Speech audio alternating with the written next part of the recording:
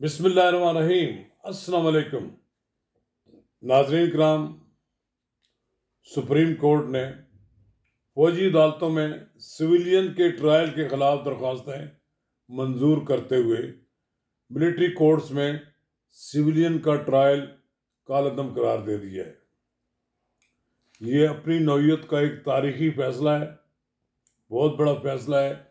इसके दूरदराज नताइज बरामद होंगे। अब देखना यह है क्या ये फैसला हुकूमत कबूल करती है कि नहीं।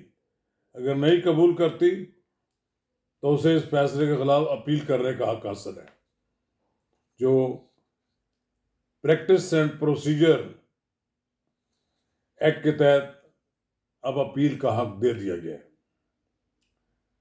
नाज़रीन कराम, कबल इसके आगे बढ़ें, अगर आपने मेरा यूट्यूब चैनल नवाज रज़ा के साथ अब तक सब्सक्राइब नहीं किया तो बराए करम इसे फौरी तौर पर सब्सक्राइब करें, लाइक करें और अब आपके साथ शेयर करें। और आइकॉन का वो बटन दबाना ना भूलिए कि जब हम वीडियो लोड करें तो सबसे पहले आपको इतला मिले। नाज़रीन कराम, ये केस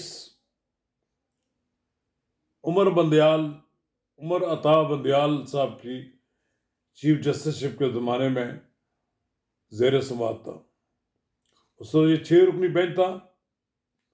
उनकी रिटायरमेंट के बाद फिर ये जस्टिस एजाजुल हसन की सरबराही में 5 रुकनी बेंच हो गया, जिसमें justice Munib Akhtar, justice Yahya Afridi, justice Mazahir Naqvi और जस्टिस आयशा मलिक शामिल थी। एक बात कही जाए कि उमर अता बंदयाल के दौर में जो बंदयाली कोर्ट लगती थी वो सारे के सारे अपनी मर्जी के जजों को केसेस देते थे, अपनी मर्जी के बेंच बनाते थे।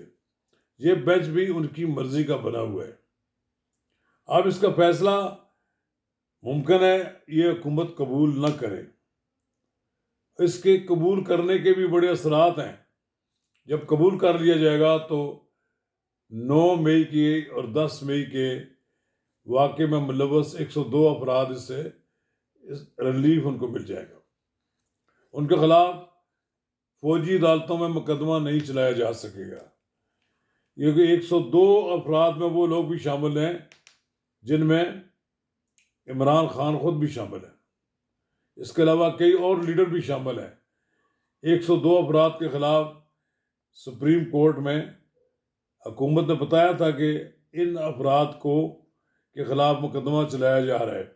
और 2 दिन पहले ही सुप्रीम कोर्ट में हुकूमत की तरफ से यह आगाह किया गया था कि अगर सुप्रीम कोर्ट का जो भी फैसला आएगा उससे मशरूत होगा फौजी अदालत का फैसला। यानी अगर सुप्रीम कोर्ट इजाज़त नहीं देती तो इसका मतलब ये हुआ कि हम रोक देंगे, और अगर सुप्रीम कोर्ट ने इजाज़त दी तो हम इसकी समाअत करके फैसला दे देंगे। लेकिन सुप्रीम कोर्ट ने तो आज फैसला दे दिया। ये सुप्रीम कोर्ट का जो फैसला है ये मुत्तफ़िका फैसला है। इसमें 5 रुकनी बेंच ने कोई एक दूसरे से इख्तलाफ नहीं किया। ताहम आर्मी एक्ट के सेक्शन 2(1) को आइन से मुतसादम 4 जजों ने करार दिया, जबकि जस्टिस यहिया ने इस पर अपनी राय महफूज रखी है। अदालत ने करार दिया कि अगर किसी शहरी का फौजी अदालत में ट्रायल शुरू हो गया है तो वो भी कालअदम करार दिया जाता है। 9 और 10 मई के वाक़यात की रोशनी में गिरफ्तार 102 अफराद जिनकी फहरिस्त अदालत में पेश की गई, सुप्रीम कोर्ट ने इनका ट्रायल आम फौजदारी अदालतों में चलाने का हुक्म दिया है। आर्मी एक्ट की वो शिकें जो अदालत के सामने पेश की गई, इनके तहत सिविलियन का ट्रायल हो सकता है। अदालत ने इन शिकों को भी आइन से मुतसादम करार दे दिया है। अब ये बड़ा अहम फैसला है।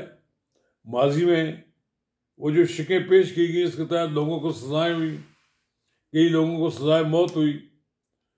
अगर ये समझें कि ये दुरुस्त आप फैसला है और कालअदम करार दिया है उस कानून को जो पहले से नाफिजुल अमल है, तो इसका मतलब जिन लोगों को पहले सजाएं दी गई थी वो सारे के सारे अब किसके पास अपील करें? जिनकी सजाए मौत पे अमल दरामद हो गया वो कहाँ अब जाएं? या जो लोग जिन लोगों के मुकदमा चल रहे थे अब उनके बारे में भी है कि उनको बरी करना पड़ेगा। तो ये एक बड़ा फैसला इस लिहाज से है कि एक तो पीटीआई को बड़ा रिलीफ मिला है। इससे आम तासर ये मिल रहा है कि शायद अब पीटीआई के लोगों पर के खिलाफ बनाए गए मुकदमात पर नरमी का रवैया अख्तियार किया जाएगा। उनके खिलाफ आम अदालतों में मुकदमात चलेंगे कि लोगों को रिलीफ मिल जाएगा।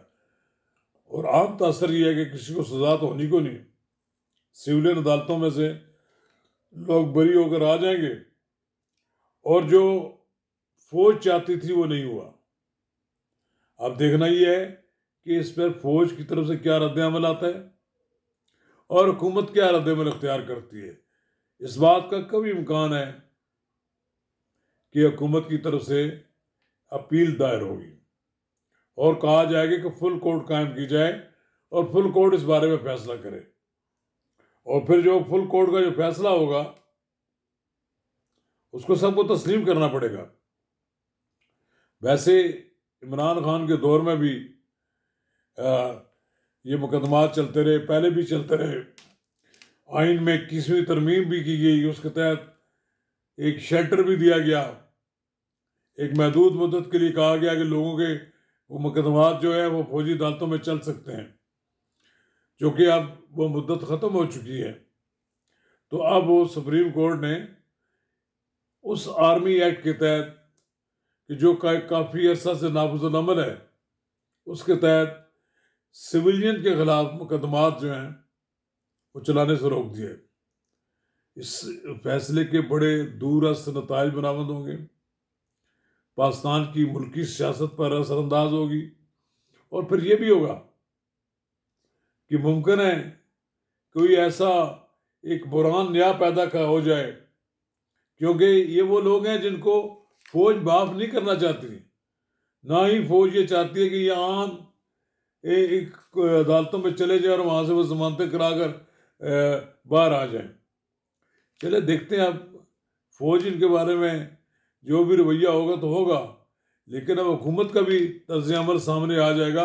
बहरहाल इस पर सुख का सांस लिया है पीटीआई के लोगों ने कि हमें रिलीफ मिला है, उनके चेहरों पर मुस्कुराहट आ गई है।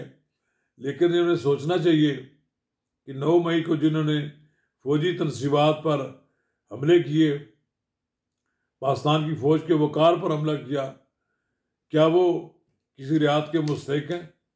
शुक्रिया।